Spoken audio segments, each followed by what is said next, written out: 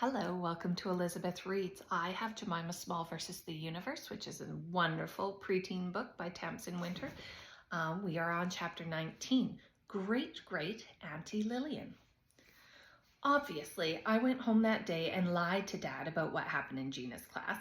There was no point in being forced to do Fat Club if I couldn't get some sympathy about it.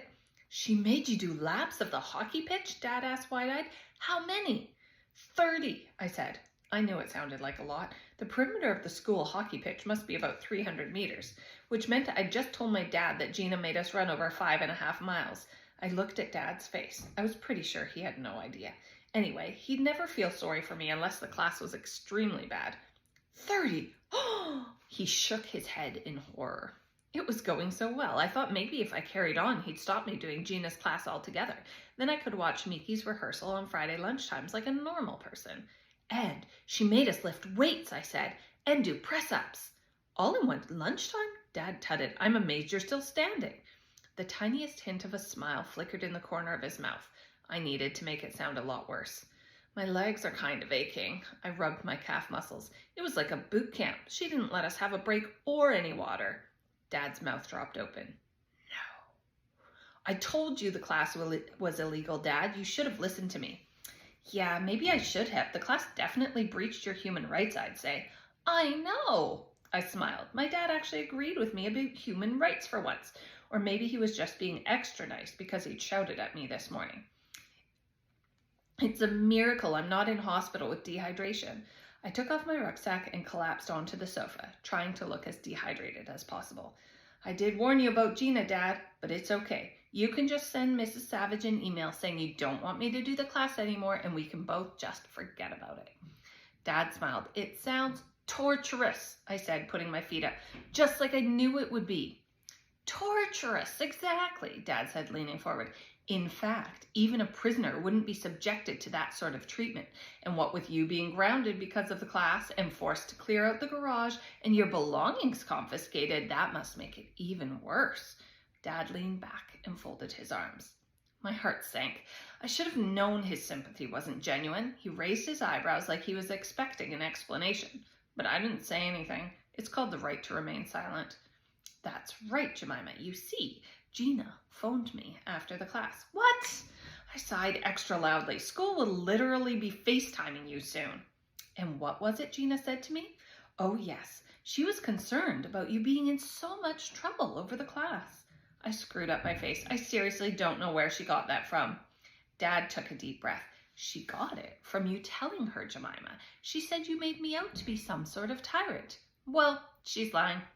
He sighed full volume. Right. An ex-coach of the Paralympic team of Great Britain is lying. I thought for a moment. She could also be lying about that. Jemima! Dad shook his head about 1,000,000 times, and then his shoulders started shaking with laughter. He walked over and rubbed my head. Oh, what am I going to do with you, hey? He was in an extremely good mood, which was extremely weird. Anyway, I had a good chat with Gina. She seems great. She says you did really well today. I eyed him suspiciously. Listen, I'm sorry about shouting this morning. I should have known you were just worried about the class. Oh, and the eyeliner thing. Dad held out his hand and Luna's gold eyeliner dropped onto my lap. If you want to wear a bit of makeup now and again, not to school, and not that I think you need to, then that's okay by me. He must have had a lobotomy at work or something. Thanks, Dad, I said, picking up the eyeliner pencil. Guess I'd better ask Luna if I can borrow it then. Dad rolled his eyes. Jemima. Yes, you'd better. How come you changed your mind? Let's just say that Gina Grantley Bond might share some of your thoughts on self-expression. And that reminds me. Dad pulled an old photograph out of his pocket and handed it to me. That was taken in 1908. And there she was, my great-great Auntie Lillian, the famous fortune teller. She was wearing a huge dress with flowers around the collar like an old-fashioned nightie. She was staring into the camera with stone-cold eyes, dark hair piled high on her head, and a full beard. I peered closer. That stuck on. Not according to your Nana. Anyway, we're seeing her tomorrow, so you can ask her about it. Great. So I inherited Mum's brains and great-great-aunt Lillian's body type. I felt my chin. Maybe I should start shaving. I meant to turn that off. Dad laughed and headed into the kitchen. You know, Jemima, your Auntie Lillian was widely celebrated in her lifetime. She was an astute businesswoman and toured the country with that fortune-telling beard. I think she had something like 20 proposals of marriage. He stuck his head through the bead curtain. She was a smart, strong woman, and you could do a lot worse than having her blood running through your veins. Not her blood, Dad, I called. That's not how genetics work. I studied the photo of Auntie Lillian. Her dark eyes seemed to pierce right into my soul.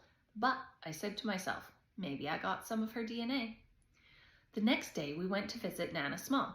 She lives in this special village for old people about 10 miles outside Clifton-on-Sea. It's called Pacific Heights. It's approximately 8,000 miles away from the Pacific Ocean, but Dad said the developers probably thought the English Channel Heights didn't have the same ring to it. Everyone who lives there has gray hair, apart from my Nana. Hers is platinum blonde. It sits in a huge bun right on the top of her head. She always wears sunglasses, even in winter, has a tattoo on her wrist of a hand with an eye in the center, and some of her back teeth are made out of gold. When we arrived, Nana said she wanted some fresh air, so I helped her into her wheelchair and tucked a blanket around her. Dad pushed her through the courtyard and over the little bridge by the lake. We stopped at her favorite spot, next to the weeping willow trees.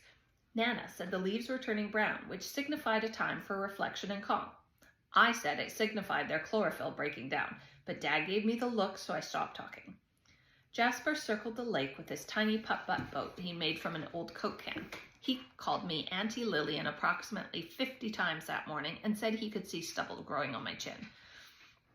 I watched him light the candle in the boat and carefully place it on the water. I secretly hoped it would sink. I sat on the bench next to Nana's chair and took out the old tin of photos from my bag. Goodness me, Nana said. Wherever did you find these? Dad forced me to clear out the garage because of an accident. Nana tutted, he's worse than your grandfather. I opened the tin and placed it on her lap. She picked up a photo of her mum, my great-grandmother. She had the biggest hair I'd ever seen, like she'd walk headfirst into a beehive. Nana looked at it for a minute and then held it to her heart. Oh dear, old age sends you daft, she said, wiping her eyes with a hanky. Now, your dad said you took a special exam for a TV show. Yeah, Brainiacs. I'll find out if I've qualified for the selection day soon. We watched it last Christmas, remember? Nana thought for a moment. Is that the one with the nice lady who picks the letters? I smiled. No, Nana, that's Countdown. Oh, maybe I was resting my eyes when Brainiacs was on, she said. Actually, I did kind of remember her snoring through the maths round. We looked at the old photos as Jasper watched his boat sail across the lake, and Dad stood on the bridge, half watching, half looking at his phone. Now, will you look at her, Nana said, picking up a photo. I looked closely. It was my great-great-auntie Lillian, minus the beard. I recognized the stony eyes. See, Dad, Auntie Lillian's beard was stuck on. Oh, no, love, Nana said. That's not Lillian. That's her twin sister, Mabel. I looked at Nana. I'm telling the truth, young lady. I forgot Nana was a professional mind reader. So, Auntie Mabel didn't have a fortune-telling beard as well then? Oh, no, Nana said, popping a soft mint in her mouth. Mabel was a bare-knuckle fighter. Dad stood on the bridge, typing on his phone, while Nana told tales of my great-great-aunts that were stranger than anything I'd read in a fiction book. Oh, look at this, Orion, one from your birthday. You look just like Jasper. Thank goodness you both grow into your ears. And Jasper looked so annoyed I had to try really hard not to laugh. Thanks. Dad walked over and peered at the photo in Nana's hand. Looks like you cut my hair that year too. Look at the size of that cake. He dropped the photo back in the tin. It's almost time to start thinking about your birthday, Jemima. I expect you can tell us precisely how many days it is until you become a teenager. Very funny, I said. 29. Dad sat down and squeezed my shoulders. Exciting times, hey? Turning 13, this brilliant new class with Gina. I folded my arms, not the adjective I'd use. And I'm sure you'll get through to the next round of Brainiacs. Yeah, well, maybe it wouldn't be so bad if I didn't. Calla, stop. You make too much noise. Why ever do you say that, love? Nana asked, leaning over the photos to look directly into my eyes. It was a mind-reading thing, like your eyeballs had to be practically touching hers before she'd believe a word you said. I shrugged. It was impossible to lie to my Nana, but it was impossible to tell her the truth sometimes too. Jasper shouted from the far edge of the lake. She thinks she's too fat for TV. Jasper, Dad shouted back. What were we talking about just this morning? So, Now I knew they'd been secretly talking about me. I wasn't calling her fat. Oh, sweetheart, Nana said, squeezing my arm. Have a soft mint. That day, I thought being in a family where no one understood how you felt was the worst thing that could happen to you. But it's not. Some things hurt, even worse than that. All right, that's the end. If you subscribe, you'll know every single time I put on a new chapter. So until chapter 20, bye-bye.